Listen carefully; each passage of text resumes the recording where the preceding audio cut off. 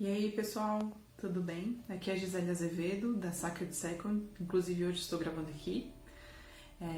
Eu queria falar nesse vídeo mais um pouquinho sobre a quarentena. Eu sei que tá todo mundo cheio de vídeos sobre a quarentena. Mas tem um aspecto que eu gostaria muito de conversar hoje com vocês, de falar um pouquinho hoje com vocês, que é o aspecto de luto.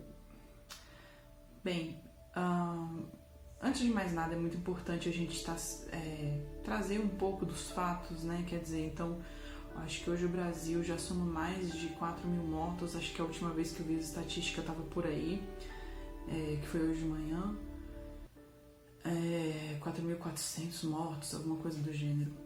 Eu mesmo cheguei a perder um tio em função do corona, um tio muito querido, por sinal. Então hoje eu vim falar um pouco sobre essa questão do luto, né? Cada vez mais a gente vai ter isso acontecendo porque a gente ainda não desenvolveu vacina. Os números aqui no DF estão aumentando, os casos em São Paulo as coisas estão lá altamente caóticas, os casos estão aumentando cada vez mais, então é importante sim a gente parar para falar um pouco sobre o luto. E aí, como que a gente lida com o luto nessa quarentena? Como é que a gente conversa sobre isso? Como é que a gente lida com isso, né? E aí eu vou falar um pouquinho de algumas estratégias. Agora, é muito importante lembrar que não existe regra. Cada um lida com o luto da sua forma. Cada um lida com a perda do seu modo. Não existe uma regra para isso, não existe uma receita. Não. O luto é de cada um. A forma como cada um lida é de cada um, tem a ver com a personalidade de cada um, tem a ver com a construção de cada um, com a forma como aquele relacionamento foi construído. Então, vamos lá. Bom, a parte que há para se dizer sobre o luto é que com a quarentena a gente não está tendo a oportunidade muitas vezes de velar o morto, né? De fazer todo o processo ritualístico que até então se era permitido fazer. Quando muito, a gente tem 1 hora para estar acompanhando, para fazer uma rápida despedida. E isso é muito importante para a nossa psique, esse processo ritualístico com relação ao luto. É muito importante até para que a gente consiga organizar algumas coisas, alguns conteúdos internos.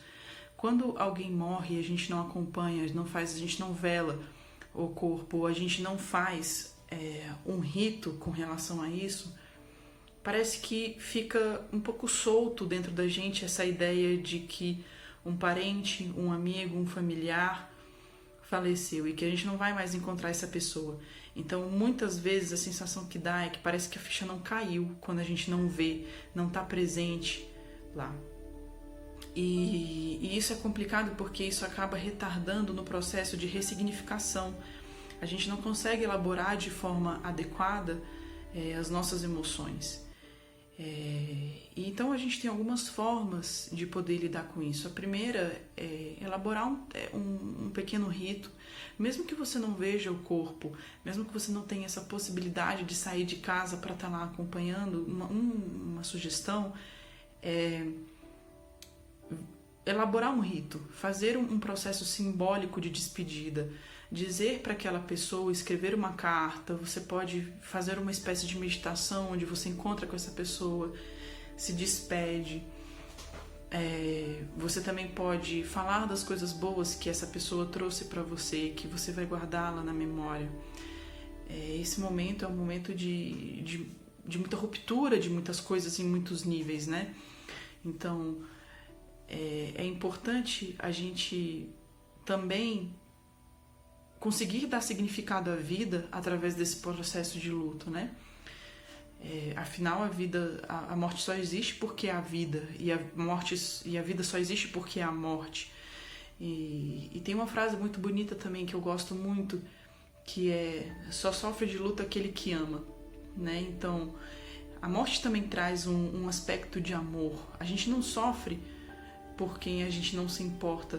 A gente não sofre se a gente não se empatiza né, por alguém. Então existe também esse aspecto de amor que a morte muitas vezes traz. E também um aspecto de consciência. Poxa, as pessoas morrem, né? E isso está acontecendo o tempo inteiro ao redor do globo. E sempre foi assim. Só que eu acho que a pandemia traz isso com uma força ainda maior, né? Quer dizer, todos nós estamos correndo perigo. A vida, ela é delicada. Por mais que ela também guarde força em si, ela pode se esvair a qualquer momento. E eu acho que o momento de pandemia traz muito dessa ideia. Por isso que as pessoas têm medo. Tem medo de se contaminarem, tem medo de sair de casa, tem medo de passar para os seus familiares. Bom, as sensatas pelo menos, né? Então, assim, uma forma de elaborar o luto, dando significado e valor cada vez mais para a vida, para as pessoas que estão ao nosso lado. Uma forma de elaborar, de vivenciar o luto é escrevendo uma carta, é fazendo um ritual para aquela pessoa, acendendo uma vela, orando.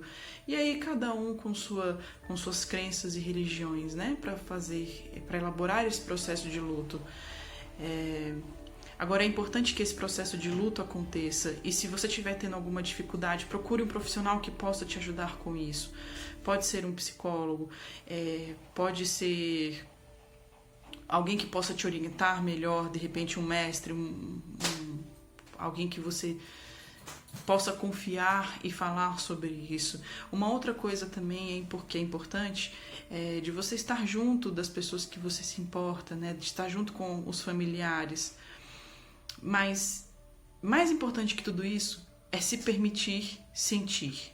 Tem muita gente que às vezes nesses momentos quer ser um pilar de apoio porque percebe que outras pessoas estão sofrendo e muitas vezes elas se tolhem da oportunidade de sentir. É muito importante que a gente sinta, que você chore, que você xingue, que sinta raiva. É importante que você acesse essas emoções, porque se você escapar delas, isso pode acabar gerando problemas, isso pode acabar gerando sintomas, né? Lembrando que todo luto tem o seu tempo. Então, às vezes, o tempo de um vai ser uma semana, às vezes o tempo de outro vai ser 2 anos, né? Então, isso também é importante. Mas só tome cuidado para que seu luto também não demore 5 anos para ser elaborado, porque isso já pode começar a ser patológico.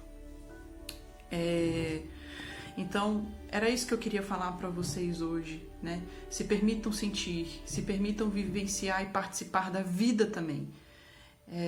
E se permitam elaborar essas emoções através de rituais, pequenos rituais, né?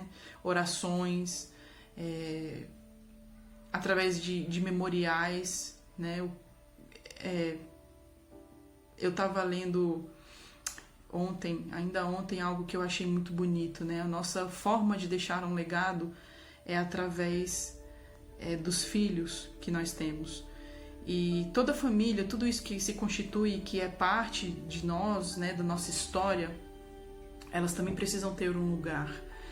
E muitas vezes nós eternizamos as pessoas através dos feitos que elas contribuíram, através da memória que nós guardamos dela, através daquilo que elas contribuíram para nós, para que nós possamos ser quem somos hoje, né? Então, toda a participação que nós temos na vida de alguém, ou que alguém tem dentro da nossa vida, é uma forma também de se eternizar, e que isso seria um desejo nosso, de nossa alma, uma vez que a nossa natureza é mortal, ou seja, uma vez que para nós a morte é certa, né? Mas a memória, ela passa pelo tempo, os aprendizados passam pelo tempo. Então, era isso que eu queria deixar para vocês hoje. Um grande beijo, um grande abraço e a gente se vê no próximo vídeo.